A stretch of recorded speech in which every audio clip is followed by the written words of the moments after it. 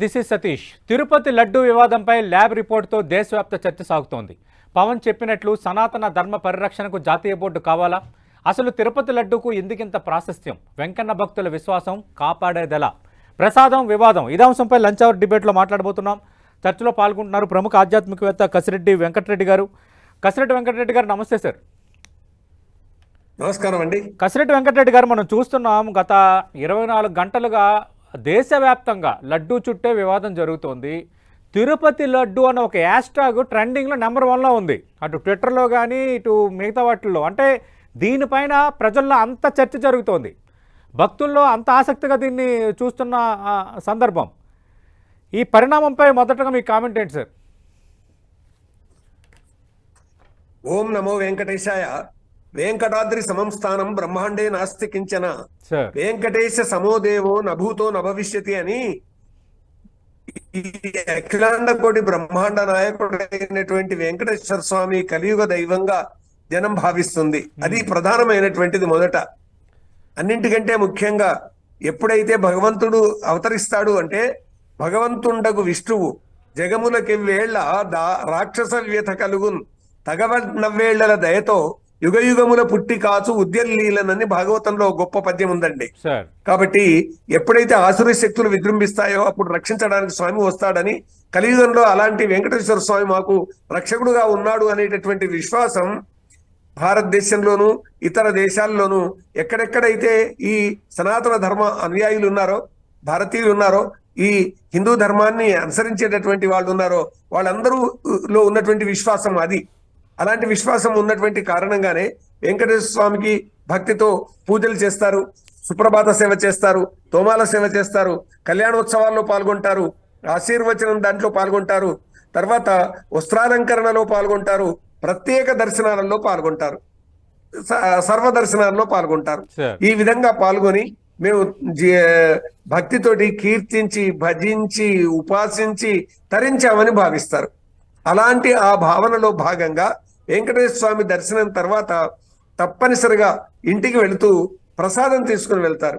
ఈ ప్రసాదం నేను ఒక్కరిని తినేది కాదు, వెంకటేశ్వరిని దర్శించుకున్నంత పుణ్యం వస్తుంది అని భావించేటటువంటి తమ కుటుంబీకులకు, తమ మిత్రులకు, తమ బంధువులకు, అక్కడి నుంచి వస్తే ఇంకా ఏంటంటే పల్లెటూర్లలోనైతే తిరుపతికి వెళ్ళి వచ్చారు అనేటటువంటి భావనతోటి తీర్థ ప్రసాదాలను పెట్టుకుంటారండి. అంటే ఈ ప్రసాదాన్ని తాము అక్కడ తయారు చేసిన ప్రసాదంలో కొంత కలిపి వచ్చినటువంటి వాళ్ళకందరికీ పంచిపెట్టేటటువంటి సంప్రదాయం ఊళ్ళల్లో ఇప్పటికీ ఉందండి. కాబట్టి అంత పవిత్రంగా భావించేటటువంటి ఈ లడ్డూ మీద వాళ్ళకు ఒక ప్రేమ, అభిమానం, భక్తి, ఆరాధన, అర్చనా భావం జనానికి అందరికీ ఉంది. అయితే అలాంటి లడ్డు 2022 తర్వాత దాంట్లో మార్పులు వచ్చాయి. సరే, లడ్డు ధర పెరిగింది, అదేం పట్టించుకోలేదు. ఎంత ధర పెరిగినా కానీ అది తెచ్చుకున్నారు. ఒక లడ్డు ధరనే కాదండి, సుప్రభాత సేవ, తోమాల సేవ, కళ్యాణోత్సవం, ఆశీర్వచనం, తర్వాత వస్త్రాలంకరణం, ప్రత్యేక దర్శనం, వీటన్నింటినీ పెంచేశారండి.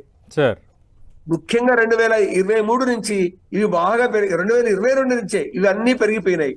శ్రీ శ్రీనివాస గోవింద, శ్రీ వెంకటేశ గోవింద, భక్తవత్సల గోవింద, భాగవత ప్రియ గోవింద అని అక్కడికి వచ్చి గోవింద నామాలు నిరంతరం వింటూ తమ మనసులో స్మరించుకుంటూ వెళ్తూ ఉన్నటువంటి వాళ్ళు లడ్డూ నాణ్యత ఎందుకు తగ్గింది అని అప్పటి నుంచి అనుకుంటున్నారండి. మనసులో ఈ విధంగా ఉంది, మేము ఇంటికి లడ్డూని తీసుకొని పోయినాము, కానీ పోయిన తర్వాత ఆ లడ్డు అక్కడికి వెళ్లే వరకే బూజు పట్టిపోయింది, ఎందుకు ఇలా జరిగింది స్వామి అని వెంకటేశ్వరునికి మొక్కుకుంటున్నారు. మేమేమన్నా తప్పు చేస్తామా అని వాళ్ళు గొంతు విసుకుంటున్నారు వాళ్ళలో వాళ్ళే. ఇదంతా గత చరిత్ర, ఇలా జరిగింది అంటే ఒక ఏడాదిని అర్థంగా ఇంకా కొద్ది ఎక్కువే. అలాగా జరుగుతూ ఉన్నటువంటి సందర్భంలో వాళ్ళు చెప్పలేక, మింగలేక, కక్కలేక, స్వామిని వినలేక, ఎవరు ఇప్పుడు ఉన్నటువంటి ఈ లడ్డు తయారు చేసేటటువంటి వారు, ఈ తయారు చేసేటటువంటి వాళ్ళ లోపమా? వాళ్ళు ఏదైనా పవిత్రంగా ఉండకుండా చేశారా? మానసిక శుద్ధి లేదా? ఆత్మశుద్ధి లేదా? చిత్తశుద్ధి లేదా? లేక వాళ్లే బాగా లేక మురికిగా ఉండి, అంటే భౌతిక శుద్ధి, మానసిక శుద్ధి, ఆత్మశుద్ధి అని 3 శుద్ధులు ఉంటాయండి. మొట్టమొదటి ఇదే వస్తాయి. నేను శుద్ధి లేకుంటే తప్పిందేమని. అంటే సామాన్య జనం ఇట్లే అనుకుంటారండి, అయ్యో నేను శుద్ధి లేకుండా తెచ్చుకున్నానేమో అందువల్ల ఇట్లా అయ్యిందని భావించేటటువంటి వాళ్ళు ఉన్నారండి. స్వామి మీద గాని ఇంకెవరి మీద గాని నేరం మోపరు. కానీ ఆ తర్వాత ఇది తయారు చేసినటువంటి వాళ్ళు ఎవరైతే ఉన్నారో వాళ్ళ తప్పు కాకపోవచ్చు, కానీ వాళ్ళకు వచ్చినటువంటి వస్తువులు ఉంటాయే, లడ్డూ కొరకు వచ్చేటటువంటి పప్పు గాని, చక్కెర గాని, నెయ్యి గాని, ద్రాక్ష గాని, ఇంకా అందులో వేసేటటువంటి రకరకాల, అవునండి, యాలకులు, రకరకాల ఏదో సుగంధ ద్రవ్యాలు ఉన్నాయో తయారు చేయడంలో వచ్చినటువంటి ఏ సువాసన ఉన్నదో అది తగ్గిపోయిందా అనేటటువంటి భావన ఏర్పడింది. అంటే ఎందుకు తగ్గింది ఇది అనేటటువంటిది వాళ్ళు ఆలోచించడం ప్రారంభించారు. కానీ ఎవరో ఒకరు ఇది ఇలా తగ్గింది అని చెప్తారండి. ఆ చెప్పినటువంటి కంప్లైంట్ చేసినటువంటి వాళ్ళు ఉన్నారు, కానీ పట్టించుకున్న నాథుడు లేడు. మొత్తం పూర్వము ఏ పాలక మండలి అయితే ఉన్నదో ఆ పాలక మండలి ఏం పట్టించుకోలేదు. హిందూ సంఘాలు కూడా అంటూనే ఉన్నాయి, విశ్వ హిందూ పరిషత్ గాని, తిరుమల పరిరక్షణ సమితి గాని, సాధు పరిషత్ కానీ, తర్వాత రామసేతు రక్షణ సమితి గాని ఒకప్పుడు ఈ 7 కొండలు 2 కొండలుగా మారిపోతున్నాయి అనేటటువంటి భయంతో తిరుపతి పరిరక్షణ సమితి అని ఏర్పడిందండి. అంతేకాదు 7 కొండల పరిరక్షణ సమితి అనేటటువంటి సంఘం కూడా ఏర్పడిందండి. ఇవన్నీ హిందూ సంఘంలో భాగంగా వచ్చినటువంటివి. కాబట్టి ఇప్పుడు తెలిసినటువంటి విషయం ఏదైతే ఇప్పుడు నిన్న మొన్న తెలిసినటువంటి విషయం, ఇందులో అందరికీ తెలిసిపోయినటువంటి విషయం ఒకటి ఉందండి. అది ఏమిటి అని అంటే, గత పాలక మండలి అర్ధాంతరంగా అంతకు పూర్వము కర్ణాటకలో ఉన్నటువంటి నందిని నెయ్యిని ఎవరైతే పంపిస్తున్నారో వాళ్ళను ఆపేశారండి.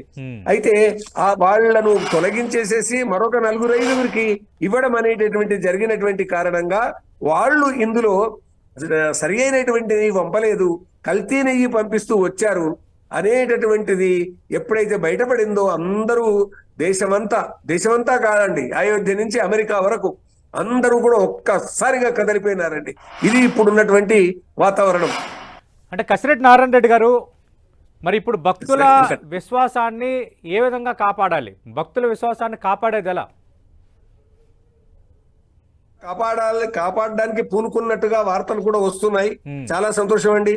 ఎందుకొరకంటే ఈ ఎవరైతే ఇప్పుడు నమ్మకం ఉంటుందండి, తిరుమలలో ఒక పాలక మండలి ఉన్నది, టిటిడి పాలక వర్గం అనేది ఉన్నది, దేవస్థానం చైర్మన్ ఉన్నారు, తర్వాత పూర్వం సిడాక్ అని కేంద్రీయ ధార్మిక సలహా మండలి అని ఉండేదండి.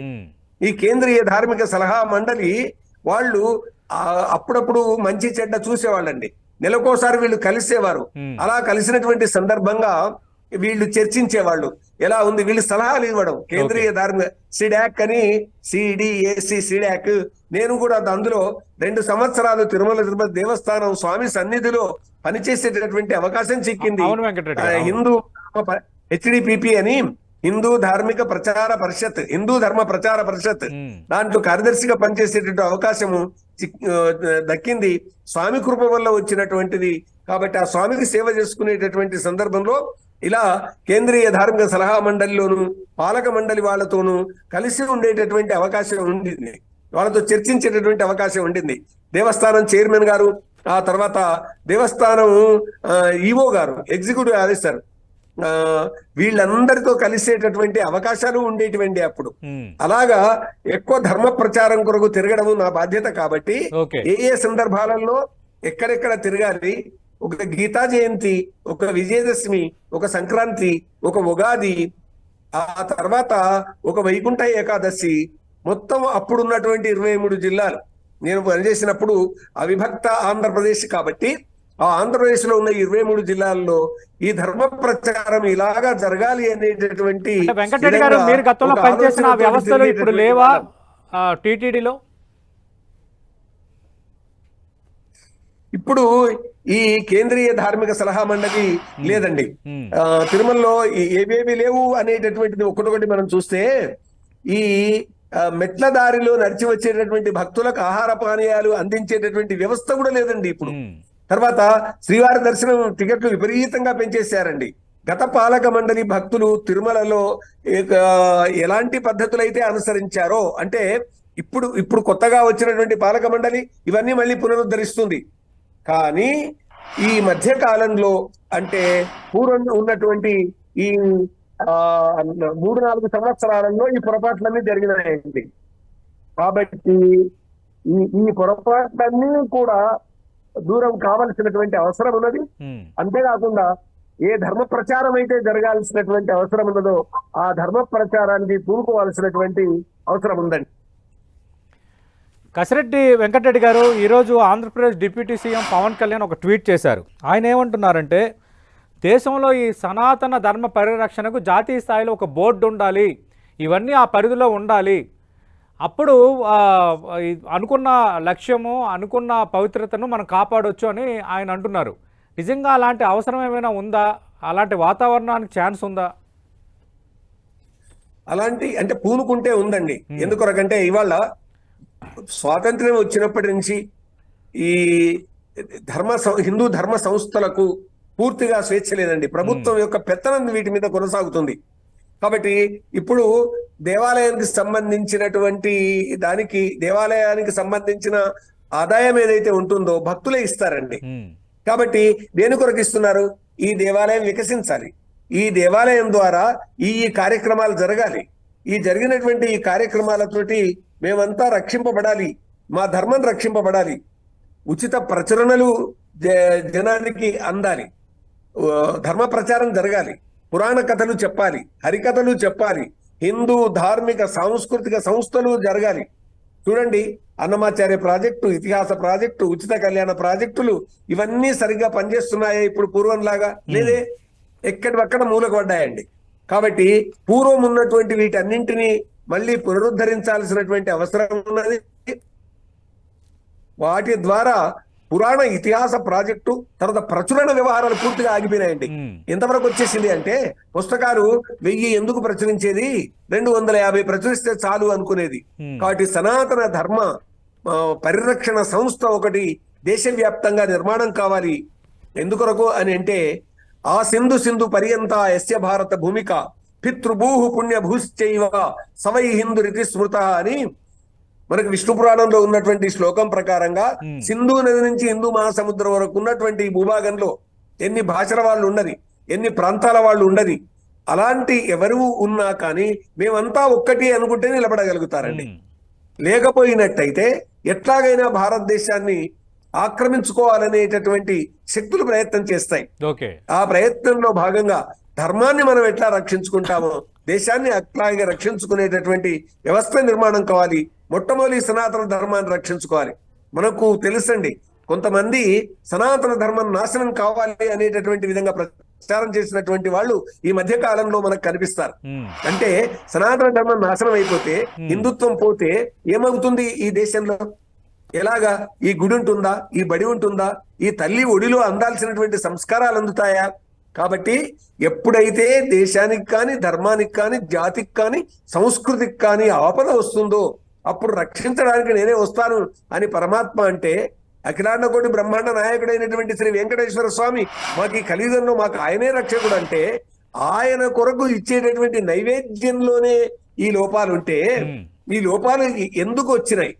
ఎవరు చూచేటటువంటి వాళ్ళు, ఎవరు చేసేటటువంటి వాళ్ళు, ఈ చేసేవాళ్ళు చూసేవాళ్ళు ఎందుకు ఈ తప్పులు చేశారు? ఇది ఆ తప్పులు చెయ్యాలి అనేటటువంటి మనస్సు పెట్టుకొని చేశారా, లేకుంటే పొరపాటు వల్ల జరిగిందా? ఏది జరిగింది అనేటటువంటిది ఒకసారి ఈ న్యాయ విచారణ జరగాల్సిందే. అలా చేసినటువంటి వాళ్లకు శిక్ష విధించాల్సిందే, న్యాయస్థాన పరంగా విధించాల్సిందే. దేవుని శిక్ష ఎట్లాగూ పడుతుందండి, తప్పదు. ఎందుకంటే వెంకటేశ్వర స్వామికి ద్రోహం చేసినా కానీ, అపచారం చేసినా కానీ వాళ్ళకు తప్పకుండా శిక్ష పడుతుంది అండి. అది దైవ శిక్ష. అది స్వామివారు ఎందుకు పోనేను కరుణామయుడు కాబట్టి, దయామయుడు కాబట్టి, అందరూ బాగుండాలని కోరుకునేటటువంటి దైవం కాబట్టి ఆయన ఈ వాళ్ళల్లో పశ్చాత్తాపం రాని, మార్పు రాని అనుకోవచ్చు. కానీ చట్టం ఊరుకోదండి, ధార్మిక చట్టం ఊరుకోదు, మన న్యాయస్థానాలు ఊరుకోవు. తప్పకుండా వాళ్ళని శిక్షిస్తాయండి. తప్పు చేసినటువంటి వాళ్ళు ఎందుకొరకు తప్పు చేశారు? కావాలని చేశారా, లేకుంటే పొరపాటు జరిగిందా? ఇది న్యాయస్థానం తీర్పు చెప్పాలి. అది దేవుని కోర్టులో కూడా తీర్పు రావాల్సిన అవసరం ఉందండి. అంటే వెంకటరెడ్డి గారు మీరు ఇందాకలు అన్నారు డిప్యూటీ సీఎం పవన్ కళ్యాణ్ చేసిన సూచన సనాతన ధర్మ పరిరక్షణకు జాతీయ స్థాయిలో బోర్డు ఉండాలని. అంటే ఇప్పుడు మనం చూస్తున్న తిరుమల తిరుపతి దేవస్థానం ఒక టీటీడీ బోర్డు అంటూ దానికి అదొక స్పెషల్ ఎంటిటీగా ఉంది. అలాగే చాలా దేవాలయాలకి ట్రస్టులు ఉన్నాయి, అలాగే దానికి ప్రత్యేకంగా బోర్డు, వాళ్ళే నిర్ణయాలు తీసుకుంటారు, ధర్మకర్తల మండలి ఇవన్నీ ఉన్నాయి. ఇవన్నీ ఉన్నప్పుడు అవన్నిటిని ఒకే గొడుగు కిందకి తేవడం అనేది సాధ్యమవుతుందా? వీళ్ళు ఒప్పుకుంటారా? రాష్ట్ర ప్రభుత్వాలు కలిసి వస్తాయా? కష్టం. అయితే ద్వైతము, అద్వైతము, విశిష్టాద్వైతము, శైవము, వీరశైవము అనేక సంప్రదాయాలు వచ్చినాయి హిందూ ధర్మంలో. అవును. ధర్మం ధారణ ప్రీతి ధర్మ, ధరించేది ధర్మం. మతం వేరండి. విష్ణువుని అనుసరించేది వైష్ణవం అన్నారు, శివుణ్ణి అనుసరిస్తే శైవం అన్నారు, శక్తి దేవిని అనుసరిస్తే శాక్తేయం అన్నారు, ఇంకా ఎవరిని అనుసరిస్తే ఆ మతం అన్నారు. మతం వాళ్ళ అభిప్రాయం, కానీ ధర్మం ఒక్కటే, ఇది జీవన విధానం. సుప్రీంకోర్టు కూడా తీర్పు చెప్పింది ఈ జీవన విధానం. కాబట్టి ఈ జీవన విధానంలో మనకు స్వేచ్ఛ ఉంది. మనకు మన ఏ మతాన్ని అయినా అనుసరించే స్వేచ్ఛ ఉంది. అంటే వైష్ణవ్ గాని, శైవం గాని, ఈ గణపత్యం కానీ, సౌరం కానీ, శాక్తేయం కానీ, ఈ విధంగా అనుసరిస్తూ వీటన్నింటికి మూలం ఆ పరబ్రహ్మ ఒక్కడే. ఆ పరబ్రహ్మ ఎవరు అంటే ఆ వెంకటేశ్వర స్వామి. అందుకొరకని చెప్పేసి ఆ కింద వచ్చినటువంటి సంప్రదాయాలు ఏవైతే ఉన్నాయో వాటన్నింటిని కలుపుకొని నిలిపేటటువంటి సనాతన ధర్మం గొడుగు కింద వీళ్ళందరూ నిలవాల్సినటువంటి అవసరం ఉంది.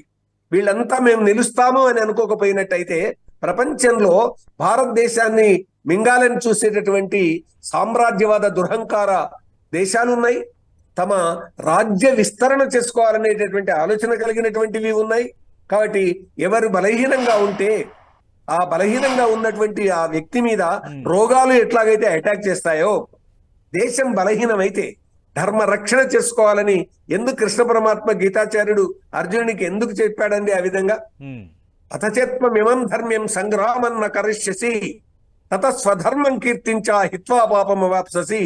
ఇంకా నీవి ధర్మ యుద్ధం చేసి నీ ధర్మాన్ని రక్షించకపోయినట్టయితే నీకు కీర్తి పోతుంది, పాపం తగులుతుంది, ఇదివరకు చేసిన పుణ్యం ఏమన్నా ఉంటే అది పోతుంది అని ఇంత గట్టిగా ఇంత ఘాటుగా చెప్పేశారండి గీతాచార్యులు. కాబట్టి ఈ గీతను, భగవద్గీతను ఇంత బాగా అధ్యయనం చేసి తెలుసుకునేటటువంటి వాళ్ళు తప్పనిసరిగా సనాతన ధర్మ పరిరక్షకులుగా ఉంటారు. ఆ విధంగా అంటే తిరుమల తిరుపతి దేవస్థానం ద్వారా ఈ ధర్మ ప్రచారం జరగాలని మేమంతా కోరుకుంటామండి. జన జీవితంలోకి ఈ ధర్మం వెళ్ళాలి. కాబట్టి సనాతన ధర్మం గొడుగు కింద మొత్తం దేశంలో ఉన్నటువంటి అన్ని దేవాలయాలు రావాల్సిందే, అందరూ పూజారులు రావాల్సిందే, ఈ ఆయా దేవాలయాలకు ఉన్నటువంటి పాలక మండళ్ళు అందరూ కూడా దీన్ని ఆమోదించాల్సిందే. ఆ రకంగా ఆమోదించి తాను ఉన్న చోటును కాపాడుకోవాలి. మొదట తన గుడిని కాపాడుకోవాలి, తన బడిని కాపాడుకోవాలి, తన సంస్కృతిని కాపాడుకోవాలి, దేశాన్ని రక్షించుకోవాలి. అందుకు సనాతన ధర్మ రక్షణ సమితి ఒకటి దేశమంతటా ఏర్పడాల్సినటువంటి అవసరం ఉందండి. అంటే వెంకటరెడ్డి గారు, మనకు తెలుసు తిరుపతి లడ్డూకున్న ప్రాశస్త్యం ఎలాంటిదో. అంటే ఢిల్లీలో అంటే ఒక నెగిటివ్ సెన్స్ కాదు, కానీ గతంలో పనులు కావాలన్నా తిరుపతి ప్రసాదాన్ని అడిగేవారు, ఒక పని కావాలన్నా అన్న ఒక అంశం. రెండోది, ఎవరు పెద్దల్ని కలిసినా లేదంటే మన రాష్ట్రానికి రాష్ట్రపతి వచ్చినా, ప్రధాని వచ్చినా తిరుపతి ప్రసాదంతో స్వాగతం పలకటం అనేది ఒక రెండోది. మూడోది, తిరుపతి ప్రసాదాన్ని మీరు అన్నట్టుగా ఊళ్ళకి పట్టుకుపోయి అందరికీ పంచటం, అలాగే వ్యవసాయం గంట బాగుండాలని కొంత పొలాల్లో కూడా జల్లే సంస్కృతి ఉంది మనకి చాలా సందర్భాల్లో. ఇప్పుడు ఈ వివాదం జరగటం వల్ల రేపొద్దున్న ఈ లడ్డూ విక్రయాలకు సంబంధించి కానీ, లడ్డూ ప్రసాదాన్ని అంతే పవిత్రతతో స్వీకరించే తత్వంపై కానీ ప్రభావం ఏమైనా పడకుండా ఉంటుందా? ఒకటండి, ఆస్థ, విశ్వాసము అనేటటువంటి ప్రజల్లో ఉన్నాయి. తప్పు జరగొద్దు అని ప్రజలు కోరుకుంటున్నారు, భక్తులు కోరుకుంటున్నారు. కాబట్టి ఎవరు తప్పు చేశారో ఆ తప్పును సవరించాల్సినటువంటి అవసరం ఉంది. అర్థాపేక్షతో చేశారా, అధికార ఆపేక్షతో చేశారా? ఈ విధంగా పూర్వం ఉన్నటువంటి ఏ కర్ణాటక మిల్క్ ఫెడరేషన్ వారి నందిని నెయ్యిని సప్లై చేస్తుంటే, కొన్ని సంవత్సరాలుగా తరాలుగా సప్లై చేస్తుంటే ఎందుకు దానిని ఆపాల్సి వచ్చింది? ఎందుకు ఆపిన తర్వాత వచ్చినటువంటి నెయ్యిలో ఈ రుచి పోయింది, వాసన పోయింది, సువాసన పోయింది, నాణ్యత పోయింది. ఈ పోయిన తర్వాత డయల్ యువర్ ఈవో అని ప్రతి శుక్రవారము జరిగేటటువంటి అంటే కొన్ని శుక్రవారాలు జరగకపోవచ్చు ఈ మధ్య కాలంలో, కానీ డయల్ యువర్ ఈవో అనేటటువంటి కార్యక్రమంలో భక్తులు అడిగారండి ఈవో గారిని. వారు సరైన సమాధానం చెప్పలేకపోయారు.